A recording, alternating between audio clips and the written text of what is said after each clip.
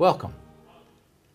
I'm Reverend Nick Carter, and this is the Rev and the Rav. I'm Rabbi Danny Lehmann. Welcome. Today we're actually going to dig into that word interreligious a little bit, or interfaith, and just talk a little bit about what that means for our communities, what's good about it, what's not so good about it. Hebrew College and Andover Newton celebrate a working relationship between our schools and our faculties and our students that gives us a chance to really explore some of the dimensions of interfaith leadership and interreligious dialogue. And we've learned several lessons over the last decade about what works and what doesn't. Let me start, Danny, by asking you a little bit, how does your school look at interreligious dialogue or interreligious leadership skills? And let's just start maybe with the positive. Why is it important for Hebrew College students? I think it's important on a number of different levels. First of all, as one of our faculty pointed out at a joint faculty meeting between our schools, many rabbis and Jewish leaders have significant percentages of their congregations or religious communities made up of Christians. So that part of the interreligious work is actually within the Jewish community, within the Jewish congregation, because the walls between our religious communities are very permeable in the 21st century, and there's a lot of people with multiple religious identities or people moving back and forth between religious faith communities. So, do you mean interfaith marriages, or Christians who on their own are attending synagogues? I think mostly interfaith marriages, but where one of the spouses has not converted and is accepted as an active participating member of the congregation. So that's one level. But I also think there's a realization that we're living in a country dominated by Christianity in terms of the religious culture and ethos of the United States of America. We've been very influenced by that culture, and we're certainly a part of it in many ways. People growing up in this country, I think, feel engaged in Christianity, through the environment.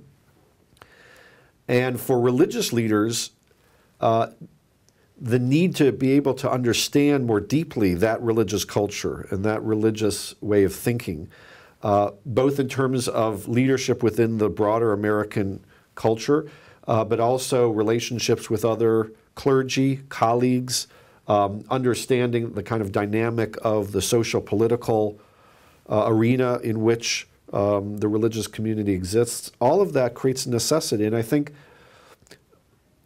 another level is just, what does it mean to learn from and understand our neighbors, our religious neighbors, our physical, geographic neighbors? And can you really be a religious leader within the Jewish community without having some set of skills, experiences that allow you to engage this broader religious community of which we're a part? Well, I know for Andover Newton, we're particularly interested in this subject because I think maybe two or three reasons. The first is just simply the reality that we live in a pluralistic world.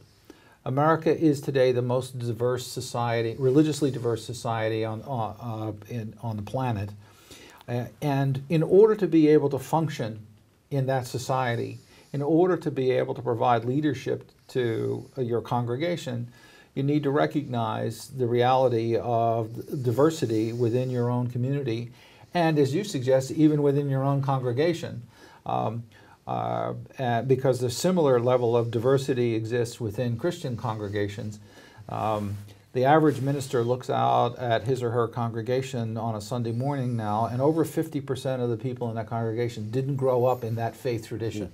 Now, that tends to be traditions within the Christian family, much more so than others, but there is a growing number of none of the above who are part of that family, and we can't assume that they know a great deal. The other driving force, the other major driving force, I think, for us is the sense in which you can't open the paper today and not find on every page stories of war, violence, hatred, suspicion, and fear that are based on religious difference. And it begs the question of, where do we turn for hope? Where will we find leaders who can help us navigate this increasingly difficult world? It's clearly going to have to come from within the religious community itself. It's not going to be imposed on the religious communities from outside. And so we need to train a new generation that's capable of crossing borders of difference without losing their own identity along the way. You know. Is there an element of curiosity and desire to know more about Judaism because it is so important to understanding the roots of Christianity? I mean, beyond just the religious pluralism and diversity, is there something about engaging Jews about Judaism that is particularly compelling? I think it is compelling is the right word. That because the Hebrew Bible is arterial to our faith, and that Jesus himself was an observant Jew, that the allusions all the way through the New Testament are to Jewish practices, and to be able to understand those, to understand the meaning of those things, the richness of that text is important to Christians. And the implications of that, both on the positive side, the depth and richness of our faith, as well as the cultural things that exist, the sort of attacks on Judaism that appear in the New Testament, are critical for us in terms of our understanding and relationship to Jews in contemporary society, because those are often used to justify prejudice against Jews. And so for intellectually and spiritually and ethically, it's critical for Christians to have far more than a superficial understanding of Judaism and the Jewish faith that Jesus had, and the practices, as well as the references to what might have been internal debates within Judaism in Jesus' time, and not translate contemporary society always into the text. Right. And I think for us, the fact that we share sacred texts is both something that attracts us to the interreligious dialogue with Christians. It's also something that's scary, because we know that there's a whole tradition of reading Hebrew scripture texts with a Christian lens. And so part of what we try to do in these interreligious settings is to figure out, how do we navigate through a Christian tradition which is reading our texts for Christian purposes. And on the one hand, there is a sense that we actually share this great textual tradition. On the other hand, there's also a fear that, in fact, the Christian reading of this text excludes our tradition of reading these texts through a Jewish lens. And that's part of the, I think, nervousness about interreligious conversation, is to what extent are we actually giving up our particular read, given the way Christians have had a supersessionist understanding of Hebrew scriptures. Well, it's one of the fascinating stories about our students together that I've always enjoyed, is that in a particular class, when the students were looking at a text from Isaiah, that one of the rabbinical students turned to one of the Christian students and said, "Where do you get all this Jesus stuff from my book?" Right. And frankly, it was great. It was one in the sense of the rabbinical student owning her identity, right, and her claim to that text, and then confronting the Christian student about their read of the text. And in both cases, it forced, particularly I'll speak for our student, it forced our student to have to up his game.